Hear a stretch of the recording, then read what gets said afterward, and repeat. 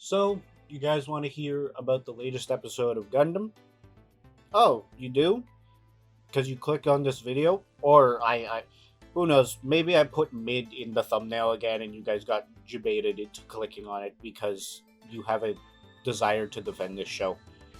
I say that like I'm not about to talk positively about this episode, but yeah, it was a good episode. I did very much enjoy it. Um, Now, is it necessarily like a happy episode? No, it involves our main protagonist getting rescued, which is a good thing. After she escapes from the soldiers, but she ends up in like a brothel. Yeah, she ends up in like the red light district. So that's interesting. Thankfully, she doesn't get diddy.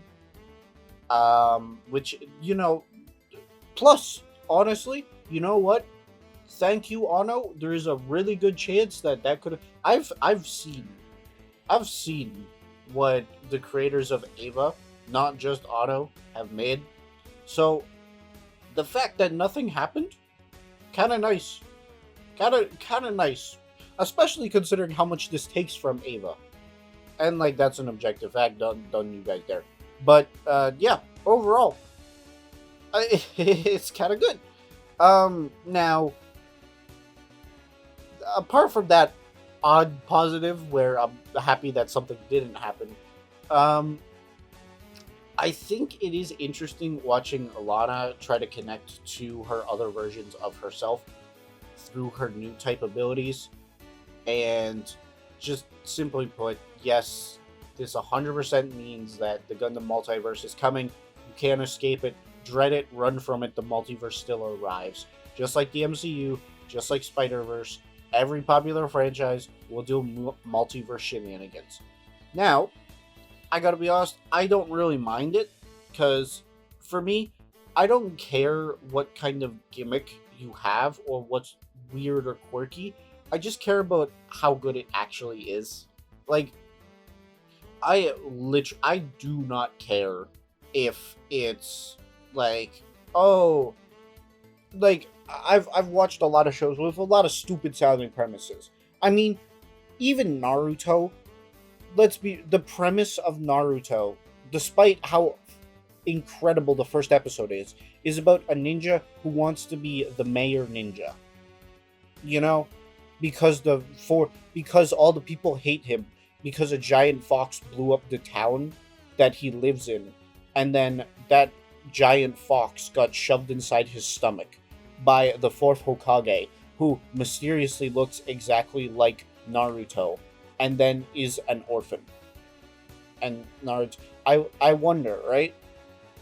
But even then, the way I just described it, that sounds pretty dumb. I'm gonna tell you guys this right now. Naruto might be in like my I think it's genuinely in still my top 10 anime, even after all the anime I've seen. It's great. Now it does have some filler issues, but we're not talking about that. I'm getting sidetracked. Anyway, what I'm saying is, just because Gundam is now following the multiverse gimmick doesn't mean it's necessarily gonna blow up in our face like a nuclear reactor piloting a mobile suit. However, there does need to be a reason for it to exist. And you know what? If I'm being real, the reason that should exist is because of Super Robot Wars or just a Gundam crossover. Gundam technically has like kind of crossovers like Amuro and Shaw and Zeta, but that's not really a crossover because it's a sequel series, so it's just bringing back.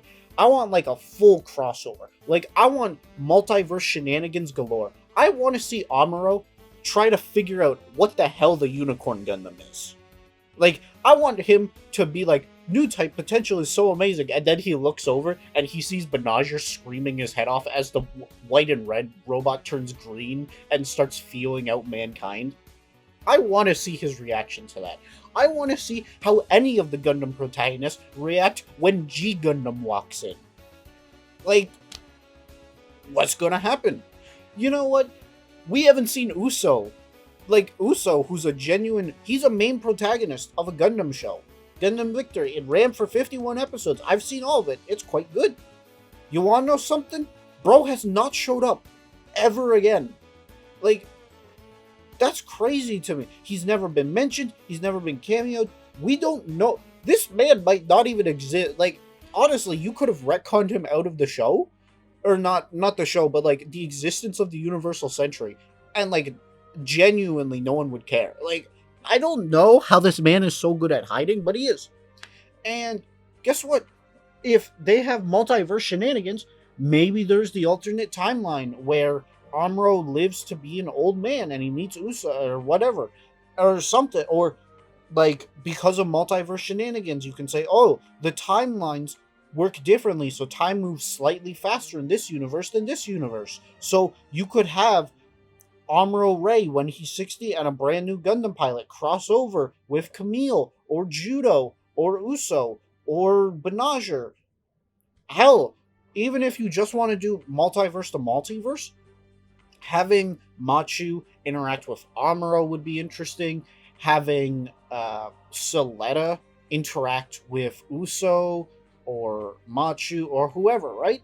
Like, the multiverse, it has infinite options. So I think the problem is when you have infinite options, every option that isn't a 10 out of 10 looks kind of bland because, well, there is that. And it's with limitless possibility, you're only limited by your imagination. And then it really comes down to the writers. And, like, obviously, I'm not trying to insult the writers, but there's a reason this is the most controversial Gundam show. And, like, I'm gonna be real. To be fair, I'm not hating on this show. I'm not trying to, at least. If I do sound like a hater, I don't know, comment that so I can farm engagement, so I can get more subscribers. So, you know, once I get enough subscribers and I start making money, I'll change my to suit the general mess. No, I'm not doing that. But overall, I do think this show has a lot of problems, and I think it takes a little too much from Evangelion and not enough from actual Gundam, and realizing why Gundam is so good. But at the same time, it's still a decent show, right? I feel like we can all at least agree that it's a fine show. Even as a whole, what, 6, 7, 8 out of 10? Nothing crazy, nothing terrible, right?